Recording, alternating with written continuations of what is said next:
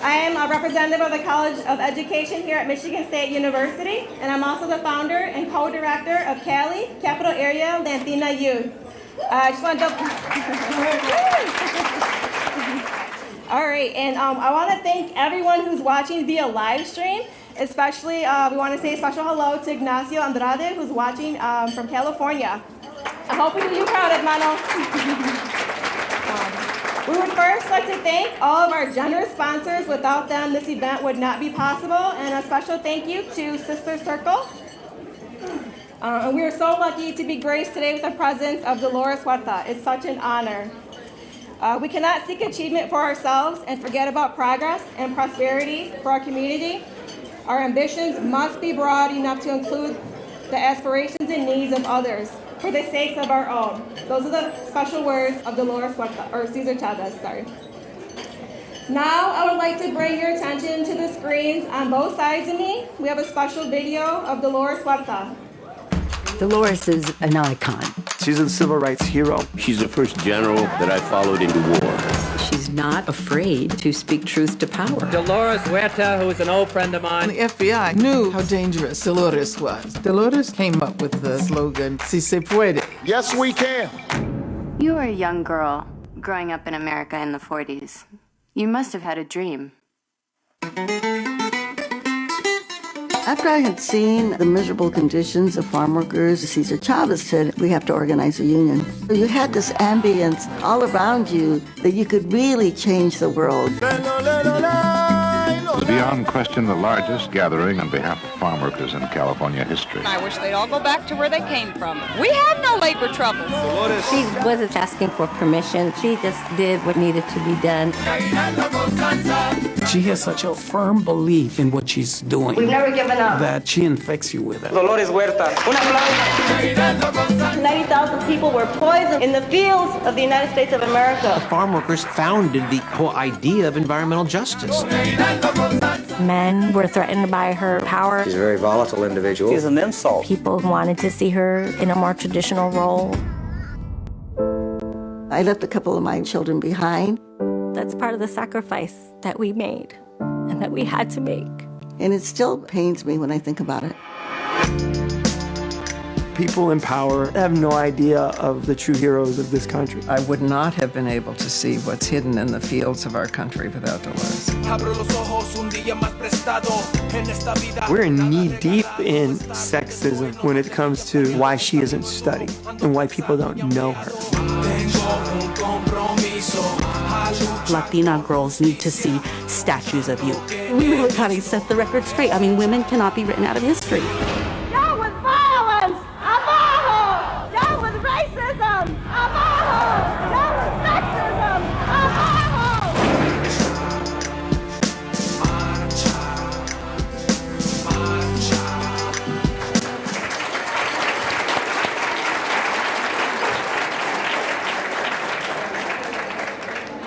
That was an amazing video. I hope anyone that was able to sign up later on to be able to see the screening, it's going to be a special time. If not, I believe it's going to be coming on PBS like the end of March, so make sure you take some time to see the movie. At this time, I think we're going to go ahead and get started with our awards to honor the community leadership. So please welcome to the stage MSU Latino Alumni Association Representative Lupe Dominguez.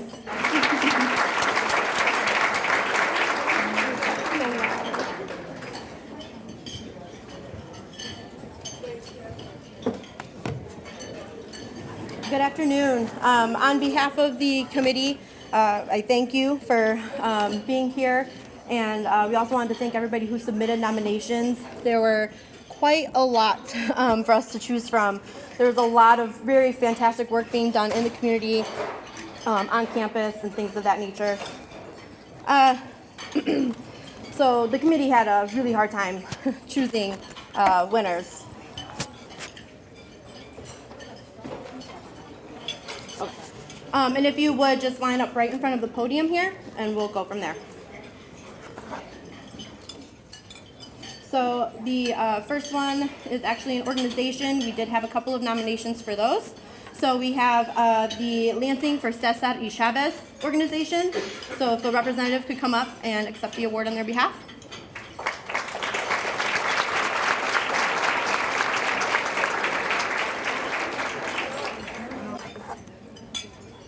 The next award is also an organization. It's going to be Voces de la Comunidad. So if the representative could please come forward.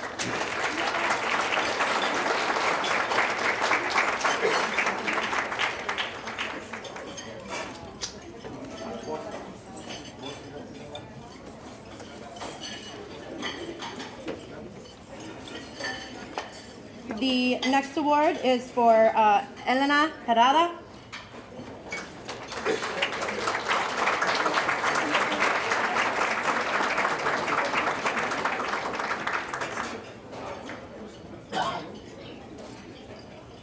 The next award is for Pastor Victor Trevino, Sr.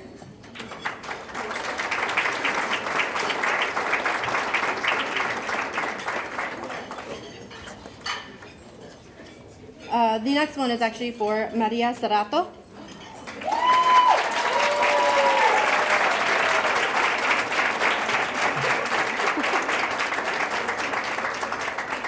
The next one is for Joyce Zoe Farley.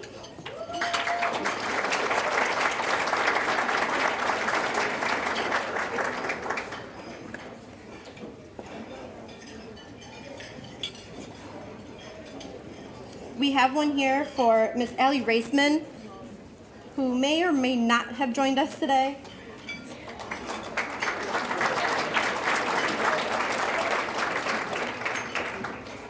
We have one for Analicia Montaner.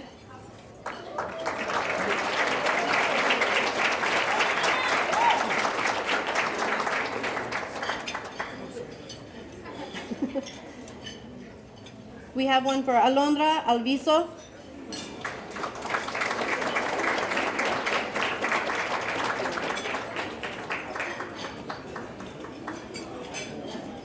We have one for Zainab Mazloum.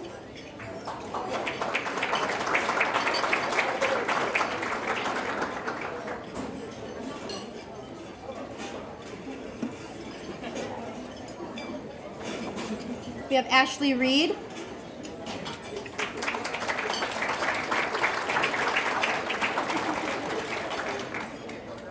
We have Anissa Cantu.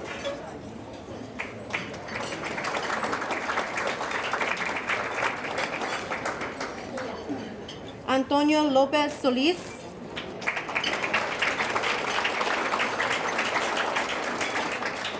And our final one for Leticia Valdespino.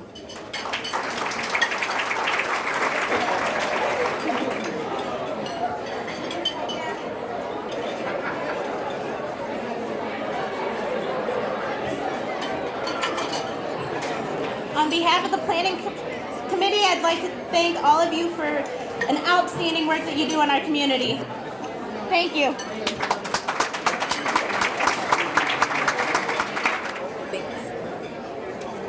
Hello everybody, my name is Yosani and I'm a student from Lansing School District. Ms. Dolores, we honor your work and thank you for teaching our future leaders. Please accept this token for our appreciation for all of your wonderful work. Buenos días a todos, mi nombre es Yosani Loza y soy estudiante de Everett High School. Señora Dolores, le damos las gracias por tomarse su tiempo hoy en este día para estar aquí con todos nosotros. Por favor, acepte este agradecimiento de gratitud por su maravilloso trabajo.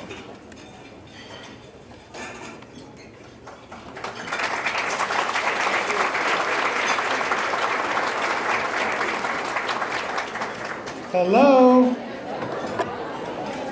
Good afternoon. Good afternoon. One more time, good afternoon. Great to see all these smiling faces. Did you guys realize that we are at, and I mean at, capacity? Give yourselves a hand.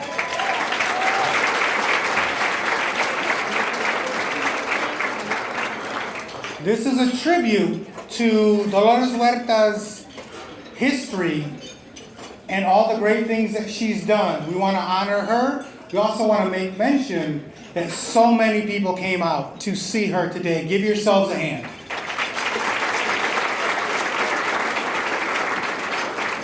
There's a lot of folks in the room, and what we wanted to do just quickly is I wanted to bring up Mayor Andy Schor from the city of Lansing to say a few welcoming words for everybody here. Please give him a hand.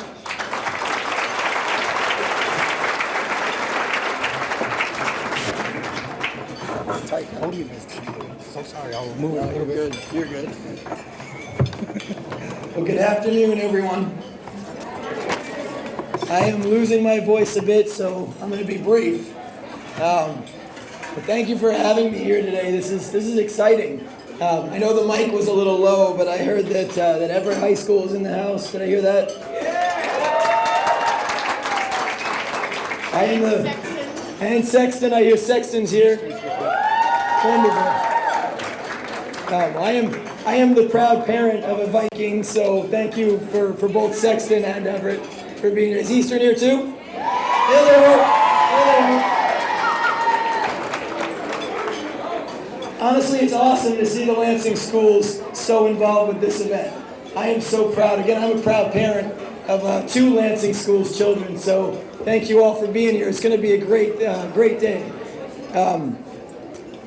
I'm proud to be here today. I started my administration on day 2, standing up on a ladder, putting César Chavez signs up in Old Town.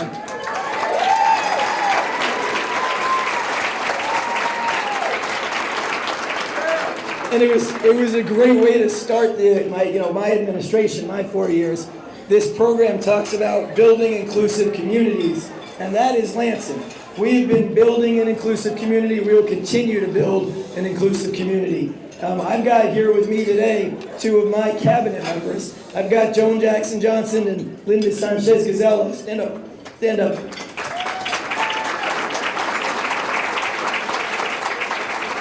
Oh, sorry, we have Randy here too. Chief Talavero, please stand up. I'm sorry, they didn't tell me you were coming. But we believe in inclusion. We believe in diversity in Lansing. These 3 fine people you see here, they're not just in my cabinet because of diversity. They're in my cabinet because they're the best choices for the job. We have Latino, we have African American, we have Caucasian. We have diversity in Lansing. We're going to be creating a diversity commission, and I am proud of that. So I'm excited to be here today to honor César Chavez. I'm proud to be and excited to hear from Ms. Huerta and everything that she has gone through, the tremendous amount of stories that she can provide, all of the things that she has gone through in her time.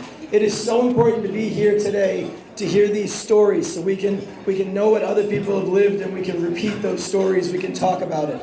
So I'm losing my voice, I went off script, but it's an honor to be here today. I hope everybody here learns and repeats and shares the stories that they hear today. Thank you all for being here. Oh, you know what? I do have one more thing I forgot. We actually have a proclamation from the city of Lansing today that I will give to you, talking about the bill. I'm not going to read this, but I'll read the end. It says, "Now, therefore, I, Andy Schor, Mayor of the City of Lansing, by the power vested in me, do hereby proclaim February 27, 2018, César Chavez and Dolores Huerta Commemorative Celebration Day."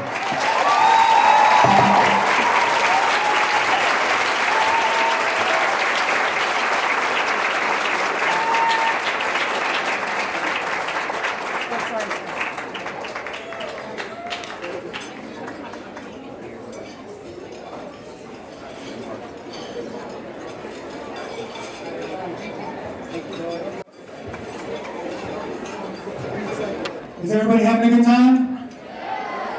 Let's clap your hands if you're having a good time.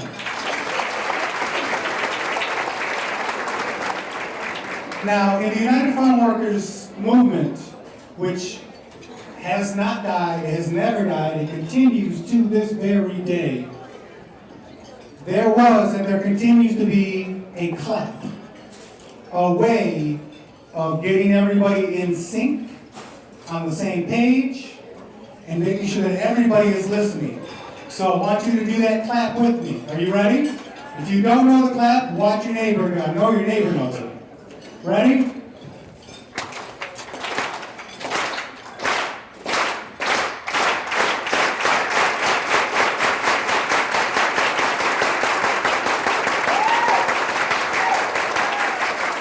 Good job, everybody. All right, now, si se puede.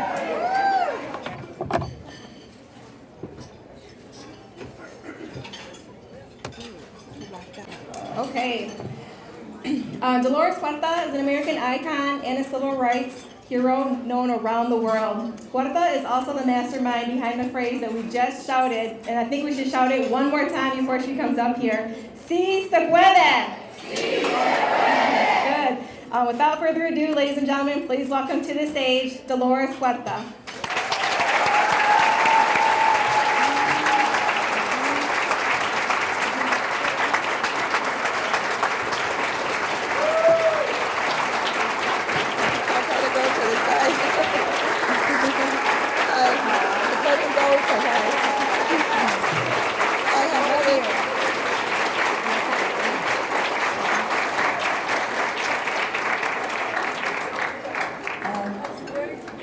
Thank you. Can you all see me? Okay, good.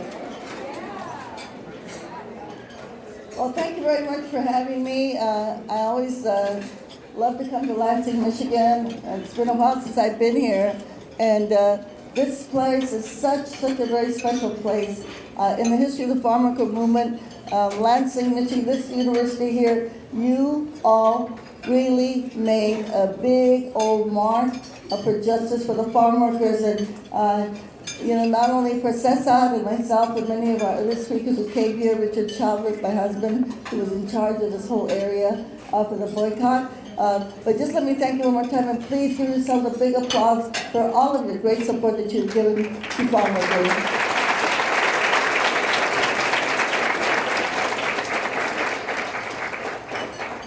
I know many people, young people especially, when they read about what happened in the 60s with Dr. Martin Luther King, Robert Kennedy, all of the movements that were going on there that really changed the United States of America. And I'm sure that many of you often thought, gosh, I wish I would have been there in the 1960s. Well, guess what? We're back.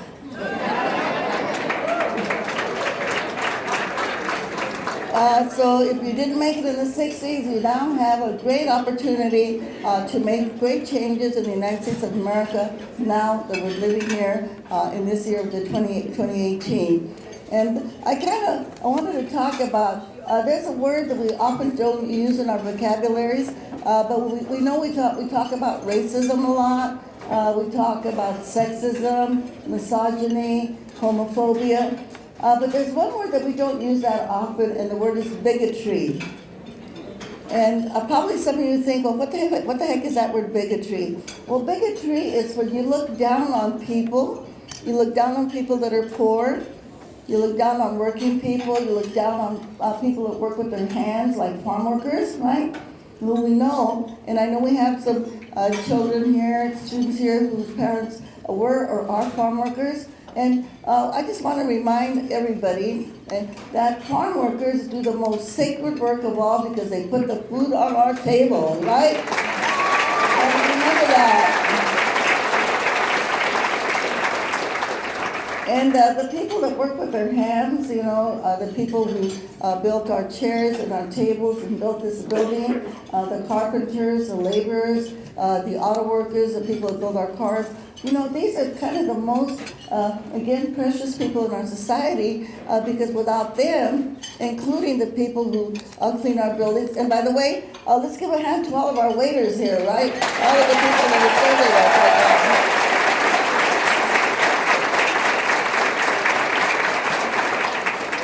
So, these are the folks that make our country, make the wheels go around our country, keep our economy going. And yet often we see in our society that they are the least respected.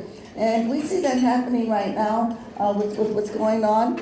This week, the Supreme Court of the United States is going to make a very big decision. And it's going to affect many of our public service workers in our labor unions. And what they're going to decide is whether labor unions which, by the way, when we say what is a labor union, teachers, please tell the students this. A labor union is an organization of workers, right? And this is the only organization that working people have. And what the Supreme Court is going to decide is whether the public service unions can take dues, take the fees for their unions out of a worker's paycheck, okay? It's like a deduction, like Social Security. And why is this important? Because you know what? If labor unions, if the people that work for labor unions, the organizers, if they don't have money if they cannot have money to earn money while they're organizing workers, or while they're representing workers on the job, then they really can't do their job, right? And so what they're trying to do then, by right now, unions, like the farm workers union, all of the farm workers that work under our union, they had their dues deducted, the money that they paid to belong to the union. And it comes right out of their paycheck. And that's really cool, right? Because they can send that money directly to the union. And so, because otherwise you would have to go to every single worker and say, can you pay your dues to the union? And of course, if you have to do that, then the boss, he knows who supports the union and who doesn't. And then they can get rid of the pro-union workers. So by taking away that right of unions, it's going to really make it hard for the workers to be able to continue to do their work.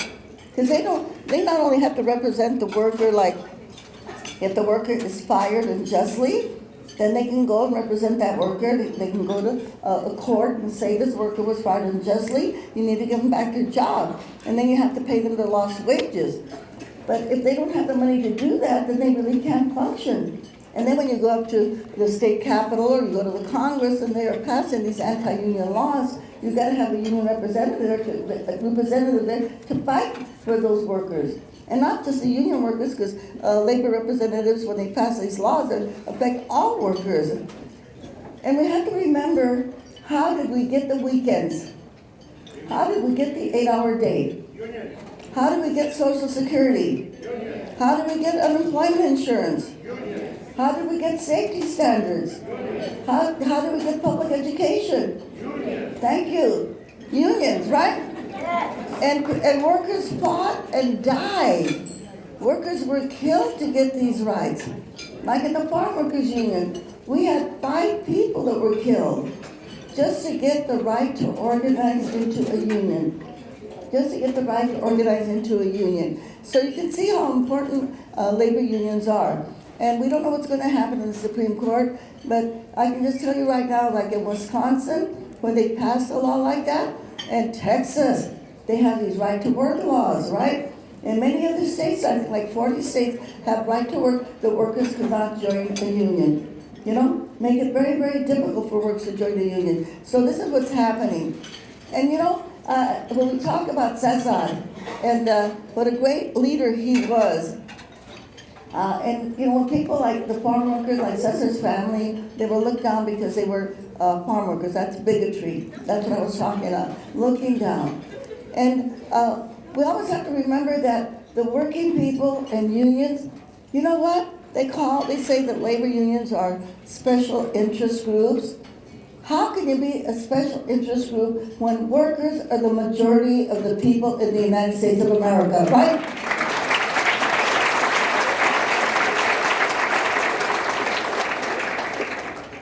You know, César, whose family were farm workers, actually Cesar's family had a farm in Yuma, Arizona, and they got farmed that land. They were lettuce farmers.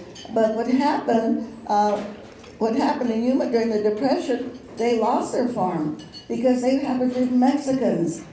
And when they went to the bank to get a loan, like their neighbors who were not Mexicans, who were Anglos, they got a loan from the bank to be able to pay their taxes and their property taxes on the land, but they wouldn't lend that to Mexicans. They wouldn't lend it to colored people, to African Americans either. So they lost their farm. And that's how Cesar and his family became migrant farm workers, because they lost the lettuce farm that they had. By the way, that lettuce farm is still there, but it's owned by a big lettuce company called His Church. But, you know, and so César never had a chance to go to high school. César only went to the 8th grade. But as we all know, Cesar was a genius. And I just want to talk about a little bit about that, because for those of you that don't know Spanish, in Spanish, when you say a person is educado, that means a person, you say educated in Spanish, that means that they're civil, that they have manners, that they're compassionate, that they care about their neighbor or the other person, right? It has nothing to do with what you call a formal education. In Spanish, when someone goes to high school or to college, they say, están preparados. They are prepared. In fact, in Mexico, they call the high schools preparatorias, places where you get prepared to go on to higher education, right? For higher formal education. So the reason I say that is because we should never think that a farm worker, like César Chávez, right? Or a construction worker, or a hotel worker here, because they never went to high school, that we should never think that they are not educated, okay? Never think that they are not educated.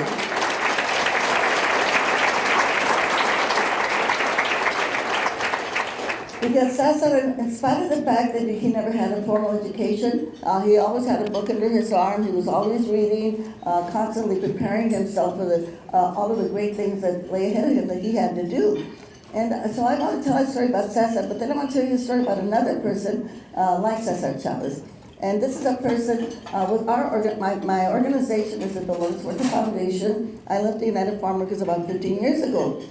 And we started going back to grassroots community organizing. And we go into communities and we teach people how to come together, how they have the power to take on the issues in their community, and how they can solve the issues. And we're doing really great work. Some of our communities now, they didn't have street lights, they didn't have sidewalks, gutters, swimming pools, neighborhood parks. And this lady here, who also never went to high school, speaks very broken English, and I want to talk about her. And we organize her in a house meeting, because that's the way that we organize. If I say the word Tupperware, that's right. Strike a bell with anybody? That's the way that we organize. Well, her name is Leticia Prado. And Leticia and her husband, they wanted to do something about their middle school. They wanted to put a fence around the middle school because the child had wandered away, and this middle school's right next to a big field. And they didn't have a gymnasium at their middle school. Well, you know what they did? They went out there, they got signatures, they got a petition, they passed a bond issue, they registered the voters, and when the vote came, they passed their bond issue with over 70% of the vote. And now they have a brand new gymnasium with a fence at the middle school. So, but Leticia, she wasn't satisfied with that. She got herself elected to the school board. Then the the superintendent of her school board, of her school district, he wanted to get rid of the breakfast program for the farm worker kids. Can you imagine? He said it was too much paperwork. Well, Leticia, being on the school board, she got rid of him. And she kept she kept the breakfast program. And then she got herself elected to another district of the water board. Found out that the guy that they had just hired had been fired from another district for embezzlement. And so she got rid of him also, okay? But the thing is, if you met Leticia Prado, you know, as I said, she never went to high school, speaks very broken English. She insists that all of the meetings be translated into Spanish, right? But the thing is that, you know, she knew that she had to take that power to make the decisions. And I like to tell that story about Leticia because this is where we're at right now, in 2018. In 2018, we see that we have all of these challenges where they're trying to get rid of labor unions, you know, when they're rolling back a lot of issues on the environment. One of the pesticides, and I'm going to call it number 45, I think you all know what I'm talking about. Anybody not know? Okay, it's on poodle. Okay. One of the pesticides that they got rid of just recently after number 45 was elected, guess what? There was a big poisoning right there near Bakersfield, California, where I live, and a bunch of farm workers got poisoned. Over 100 farm workers got poisoned. And it was the pesticide that had been banned, that President Obama had banned, but they took it off of the list. And right away, farm workers were placed with that place. So we have all of these challenges that we have in front of us right now, but I think that we need to know that 2018, that this is the year that we can really fight back. This is the year that we can say we need some of these protections back, some of the things that are being taken away from us, because we can build our own wall. They keep talking about the wall. Hey, we got a wall too, okay? We're going to build a wall in the U.S. Congress of progressive Congress people that can protect us from anything that comes out of the White House, all right? We can do it.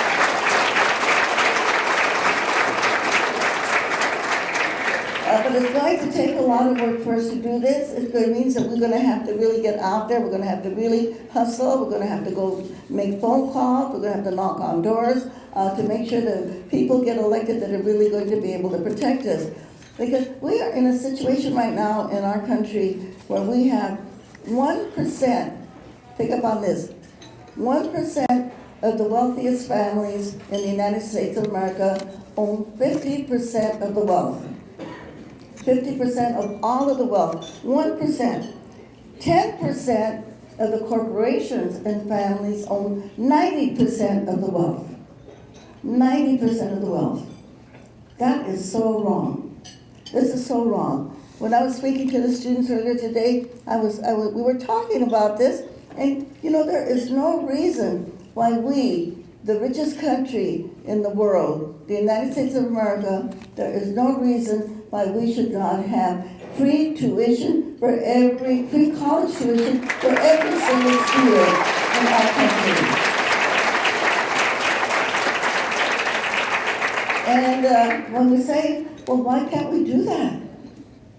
When we look at Europe, and we look at Scandinavia, we look at the European nations, hey, they can have free tuition for all of the citizens in their country, right? You know, and when we look at Latin America, we look at little teeny Cuba. Cuba, which has an economic boycott by the United States, they have free tuition for every single person in Cuba, and free medical care, free health care for every single person. How can they do that when they are such a poor country? Okay, well, we've got to figure it out, right? And we know that one of the reasons that we don't have that is because, again, if all of the money is on the top, if these 10% of the corporations and families have all of the wealth, then well, how did they get all that money? Well, guess what? They get it from us, right? From our purchases, from our taxes, etc. And we know that they passed that tax reform bill, which is, again, going to give all of the money to the super billionaires. It is wrong when you have a chief executive officer of a corporation that can make up to $30 million as their salaries. I mean, this is obscene. Why the chief executive officers of these Fortune 500 companies can make that much money. When we have teachers in our society that are barely making it, that have to take money out of their pockets to be able to get the kind of supplies that they need for their students, right? And we have students that cannot afford to go to college.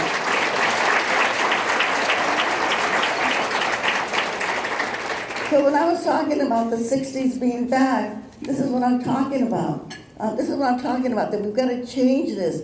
We had back in the 60s, we had a big, what they call the Cultural Revolution. But you know what? We've got to have an economic revolution in the United States of America. And when I say revolution, I'm not talking about violence, okay? We know that César Chávez was committed to nonviolence, even when they killed our people, just because they were trying to get the right to organize. You have the right to have a bathroom in the field, and cold drinking water, and respirators, you know, the right to organize. We didn't respond with violence, you know? We didn't respond with violence. You know, in fact, anytime they killed one of our people, we went on a fast. Everybody did a 3-day fast, just to make sure that people would not turn to violence. And so the way that our reaction to this and the way that we fight back, we have a very powerful weapon in the United States. A very powerful, non-violent weapon. And you know what that is? Voting. Voting. That's all. Going down to that ballot box and getting good people like our mayor here elected, right? You know, and taking over our school boards to make sure that into our classrooms we can teach what the contributions are of people of color. How Native Americans were the first slaves, and we sit on their land and we have never paid them back. You know, we have never paid them back for the land that we took from them. And how African slaves built the White House and the Congress. How many people, is that in our school books? It's not in our school books, right? That is not in our school books. And how the people from Mexico, Mexicans are good people, by the way. All right.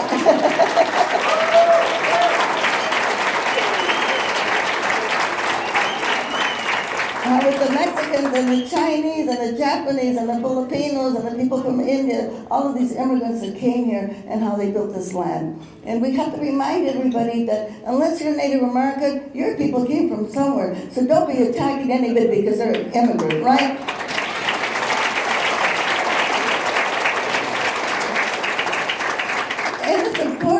Teach this, because if not, our children of color will always feel like they're second-class citizens, and our Anglo children, they will be fed that poison of white supremacy, you know, of white supremacy that is so wrong and really poisons their mind. And you know, when we talk about, I know that all of us are feeling the pain of the students that were killed in Florida, and so what is this about guns? You know, it's not about guns. It's about profits. It's about people making money selling guns. That's what it is. And like in our high school down there in Kern County, our board voted to bring guns in. We actually took petitions. We got thousands of signatures to stop that. They still voted because, by the way, Bakersfield, California, where our foundation is located, it's kind of something like the South. It's something like Mississippi or Alabama, you know?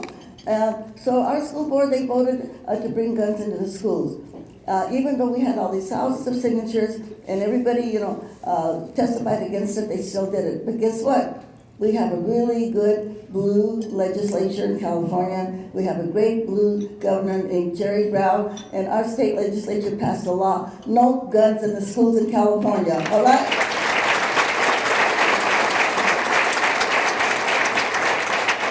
So it all comes down again to the vote, the people that we elect. And today, and for the teachers in the room, I just want to say to you, when I asked the students today if they knew who their representatives were on the school board and the legislature and the Congress, very few hands went up. So teachers, please, I beg you, that's got to be part of the education, okay? Part of the education is who are the representatives and how did they get there, what kind of policies, what they stand for, what authority they have. Our kids need to know that because they have to get up there, and all of you students up there, be thinking about how you're going to run and you're going to take those positions and you're going to take the power, all right?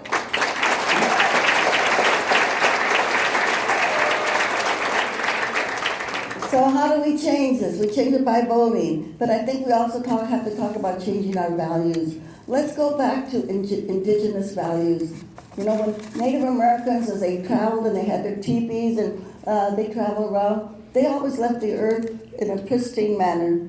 You know, when they left it, they left it the way it was before they got there. We have to think about our environment because this is only one planet that we all live on, and we want that planet to be here for the 7 generations after we leave here. So that's very important. And let's think about indigenous values. What were they? Indigenous values were one of sharing, of cooperation, of taking care of each other, right? And it's not a domination, having one group of people think that they're better than other people, you know? So we have to change our value system and go back to the values where we can all take care of each other and make sure that the resources of our planet are shared by everybody. They don't belong to a few people, the very, very wealthy, the very, very rich. You know, our resources do not belong to them. And that's one thing that we hardly ever think about, is why don't we have enough money to pay for all these things that we want? Because, as we said before, a few people have all of the wealth. And the resources of our country should belong to all of us. You know that little country, Norway, they got all the medals there in the Olympics? They got more medals than anybody, you know?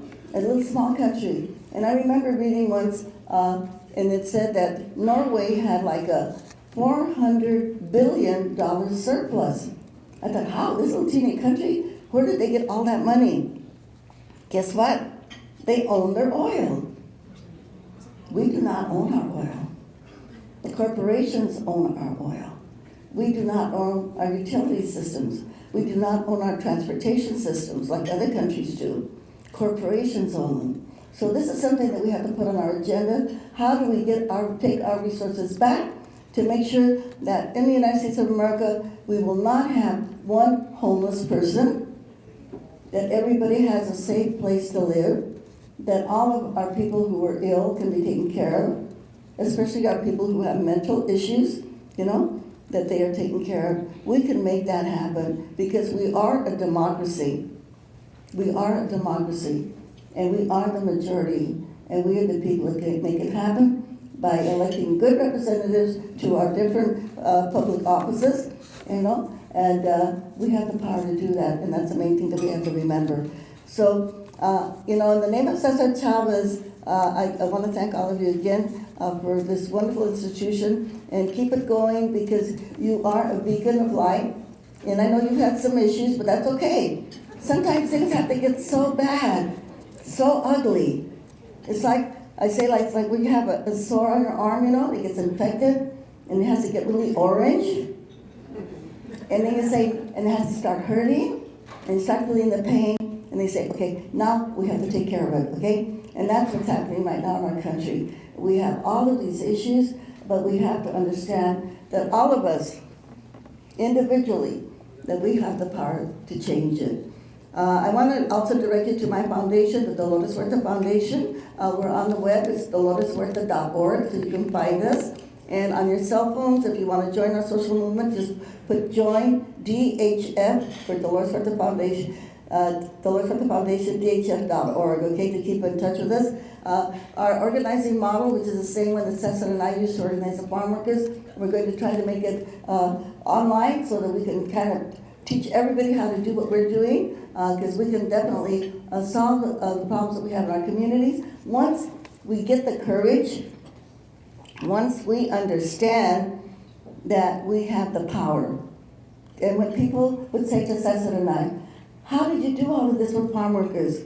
I hope you get to see the movie, by the way, but if you don't, it's going to be on Independent Lens, PBS, at the end of March, okay? And you'll see how the farm workers got that power. And when people see that, they say, oh, the farm workers just got up and went on strike. For 3 years before that strike, César and myself, we met with the workers in their homes, a few people at a time, organizing them so that they would understand that they had the power. And not only that, but we have to understand if we do not stand up and make the changes, nobody is going to do it for us. We are the only ones that can make it happen.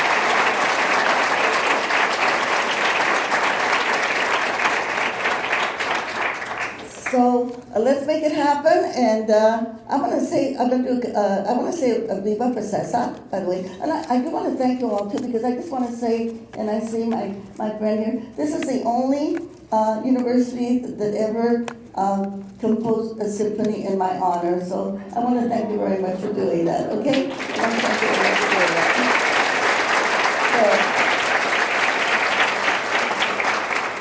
So I'm going to say que viva César Chávez, and I want everybody to shout a big old viva, all right? And we'll do a couple of other ones, all right? Oh, by the way, for the DACA students, I think right now we're in good shape because California, you may know our Attorney General there filed a lawsuit against number 45 administration, El Trompulo. Anyway, and filed a lawsuit to be able to keep the DACA students here, and I think a couple of other governors did the same thing. So I think for right now we're in good shape. But please, if you haven't already done so, please email or call your senator and your congressperson to tell them, please keep the DACA students here in the United States of America. And as Michael Moore said, 3 things you have to do when you wake up in the morning. Okay, wash your face, brush your teeth, call your congressman.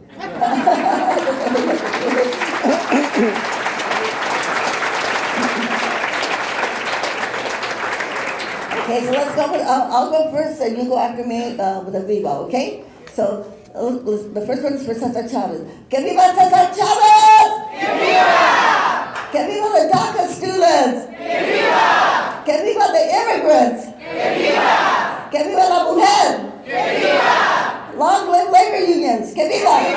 Okay, now one more thing. Just to remind all of us, I'm going to ask you, who's got the power? And I want you to say, we've got the power.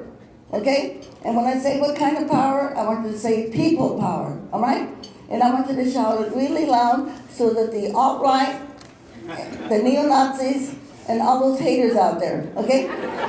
So they can hear us. And I do also want to not forget that we also have to stand for the human rights of our LGBT community also, okay? Let's not forget that. And I like to quote Benito Juárez, the president of Mexico, the only indigenous president that Mexico ever had, who had this great saying, el respeto al derecho ajeno es la paz. Respecting other people's rights is peace. How many children a woman wants to have, that is her human right to decide, okay?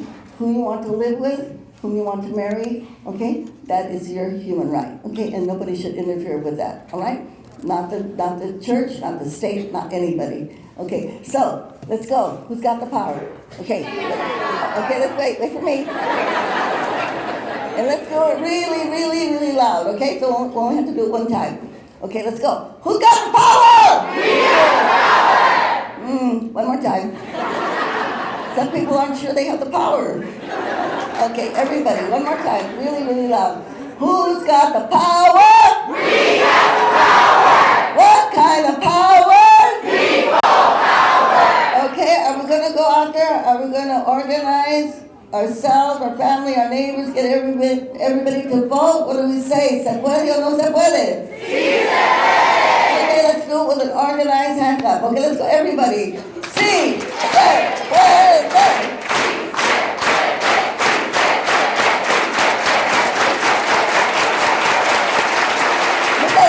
Thank you very much. Thank you.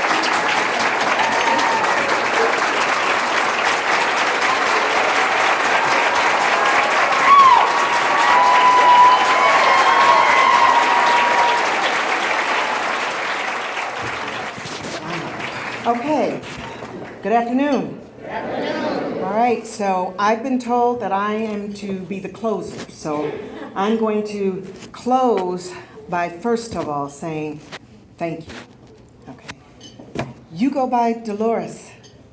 Can I just say thank you, Miss Dolores? Because in my family, in our tradition, you never call an elder, and certainly in this case an icon, without saying first, and it was always Miss. So it's Miss Dolores. Thank you so much for being here today.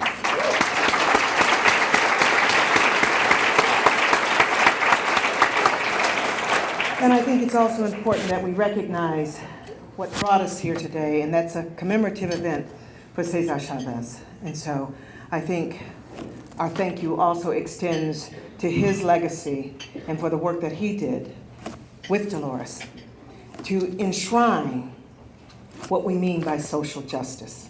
When we talk about equity, when we talk about equality, when we talk about unity, they represented together those words. And so we thank César Chávez for his work and his efforts on behalf of this country and on behalf of the world. I've got one or two observations that I want to make. Okay. When I came here today, I was expecting greatness, and that was achieved. The second, something that Ms. Dolores, what you shared with us, who you are, but most profoundly, what I recognize is that you are a teacher. And you were very deliberate in the ways in which you instructed all of us, especially our youth, on what it means to be an organizer, an activist with a goal. And I wrote these words down, okay, because you talked about teaching people they have power. And the way that you achieve power is not by happenstance. It's by having a strategy. It is by being organized in order to achieve a goal. And what you said is it takes a lot of work, a lifetime of work. I can't believe when I heard what was your age. And out of respect, I know it's somewhere in the 80s. And I said, my gosh, if only the rest of us could have that passion, that vigor, and that ability to teach. But I know it's from a lifetime of teaching. So again, I want to extend our appreciation to you. And I also have to extend our appreciation to all of those who are a part of this effort today.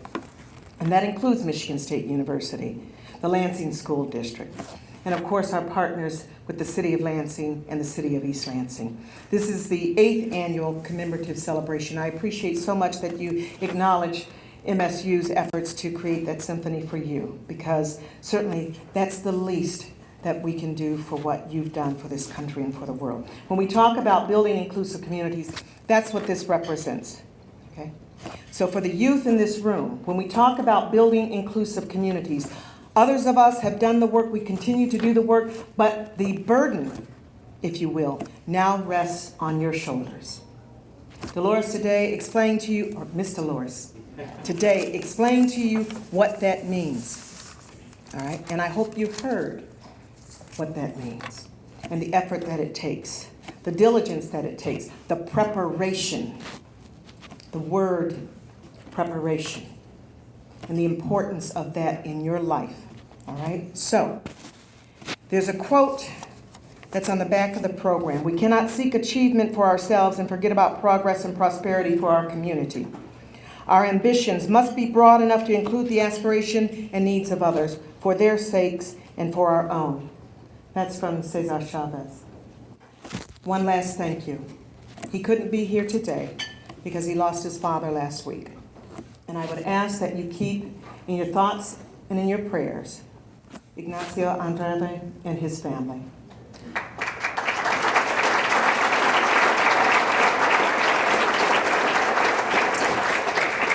We started this discussion with our office 9 years ago.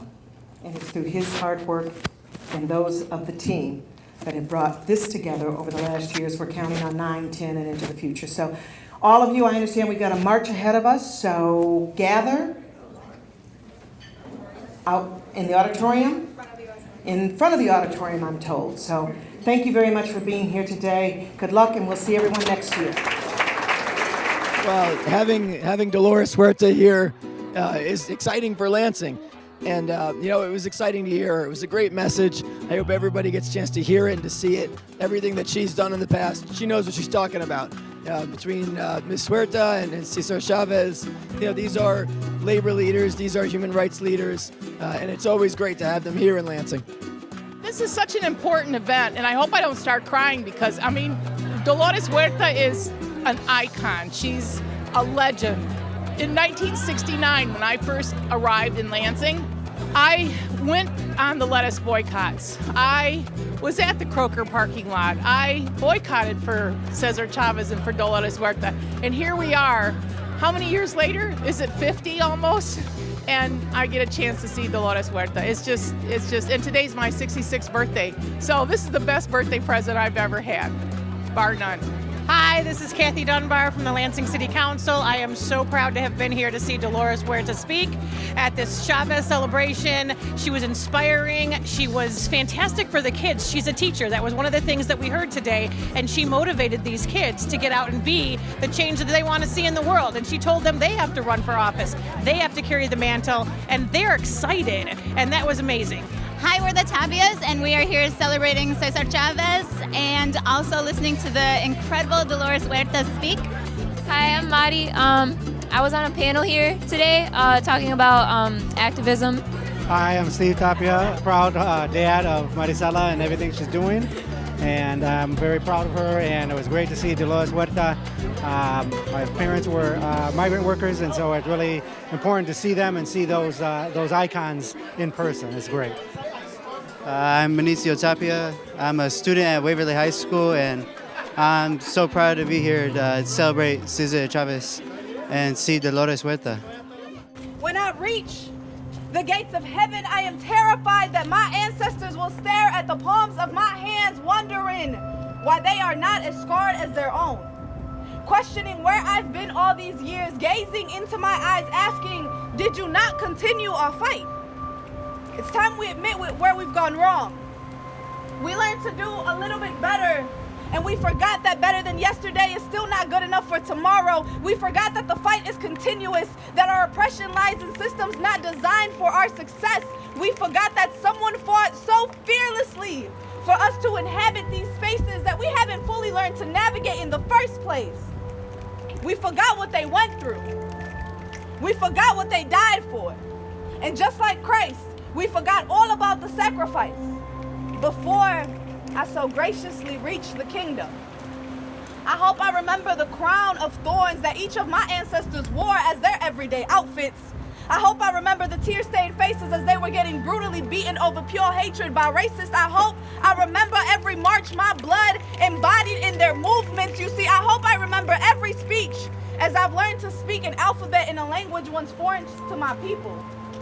I hope I remember to always fight the fight, even when it's not so peaceful.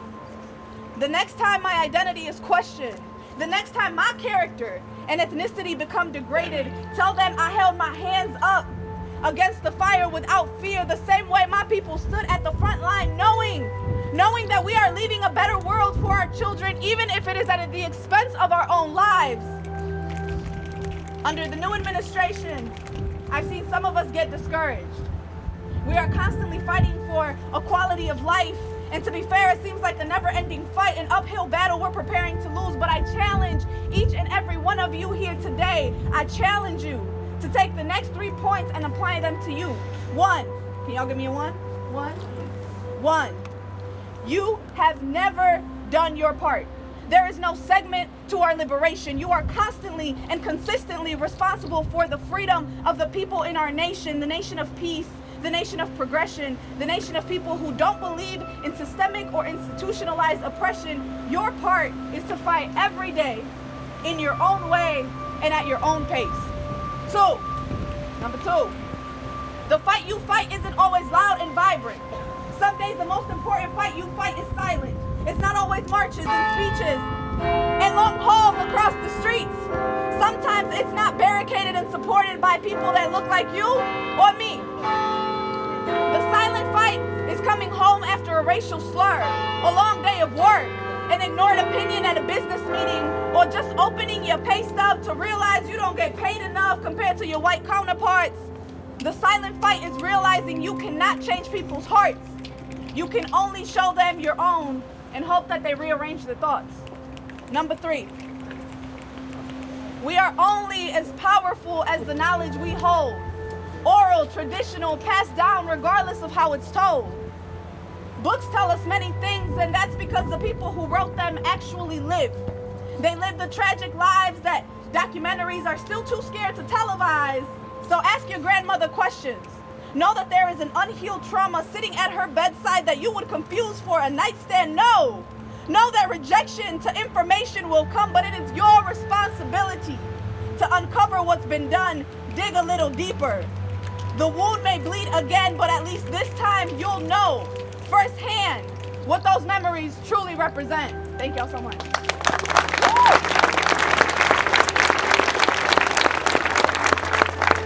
So, I want to thank y'all for marching with us. Doña Dolores says that she's marching for the students here, for all of you.